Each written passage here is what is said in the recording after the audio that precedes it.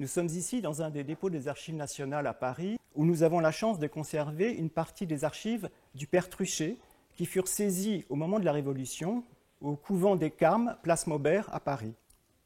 Jean Truchet était un carme qui vécut à cheval sur les XVIIe et XVIIIe siècles. Il était mathématicien, ingénieur, il était aussi membre de l'Académie royale des sciences. C'était surtout un esprit extrêmement curieux qui mena des recherches dans des domaines très variés. Alors, nous pouvons citer ici la géométrie combinatoire. Il prend un carreau bicolore qu'il coupe le long de sa diagonale et il imagine toutes les combinaisons possibles à réaliser à partir de ces deux figures géométriques. C'est ce qu'on appelle les pavages de Truchet, dont nous avons ici un exemple dans ces archives. Il y a aussi ces tableaux mouvants ou tableaux automates qui, actionnés par des systèmes mécaniques, donnaient à voir des pantomimes.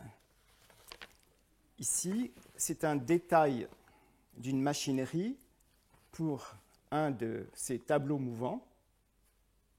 On voit ici le dessin d'un petit canard qu'il faut faire plonger dans une mare.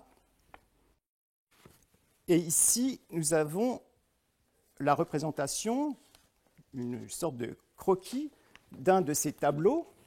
Nous voyons ici le cadre et à l'intérieur la disposition des différents éléments. Donc ces tableaux mouvants étaient très appréciés à son époque, et notamment par Louis XIV à Marly. Dans ces papiers, on trouve un dossier d'une de ses inventions qu'il nomme les oreilles artificielles. Alors, de son temps, il existait déjà des aides auditives. Nous avons ici un placard publicitaire, en quelque sorte, un imprimé d'un cornet acoustique de Duguay. On voit qu'une partie du dispositif se dissimule sous la perruque. Alors, dans ces notes, il y a des raisonnements, des calculs aux confins des mathématiques et de la physique acoustique. Nous avons ici toutes sortes de calculs.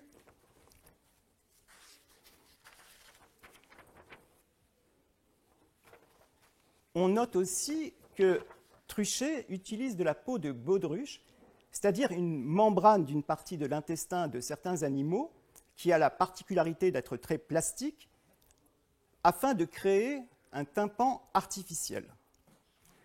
Toutes ces notes sont bien évidemment illustrées de figures géométriques. Ici, une parabole qui est une coupe d'un paraboloïde. Nous avons d'autres exemples ici de ces dessins de paraboles. Là, la mesure d'un tympan. Il y a aussi des dessins plus anatomiques, ici, dessins d'oreilles, avec, là encore, des calculs. On trouve aussi le dessin d'une empreinte d'une oreille d'un particulier qui servait à Truchet pour adapter son dispositif à une oreille donnée. Alors, de façon générale, Truchet adapte pour son dispositif le principe du télescope. Alors, plus amusant, plus anecdotique, il y a des listes de clients. Ici, on trouve une liste de clients. On voit le comte d'Harcourt, la marquise d'O. Une lettre d'un correspondant qui sollicite Truchet pour obtenir de sa part un appareil auditif pour une personne de son entourage qui souffre de surdité. Et il écrit donc de vouloir faire pour une personne de mes amis, qui est des plus sourdes, une machine qui se met dans l'oreille, la grandeur n'y fait rien, pourvu qu'elle se puisse mettre dans la poche et non pas sous la perruque.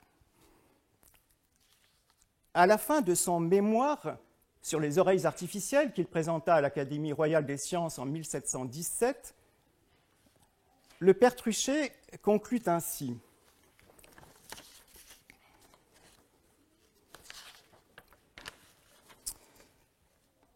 Mais nous nous croirons toujours fort heureux et fort contents si nos études peuvent donner occasion d'établir un nouveau métier ou un nouvel art que nous osons risquer de nommer oreillier.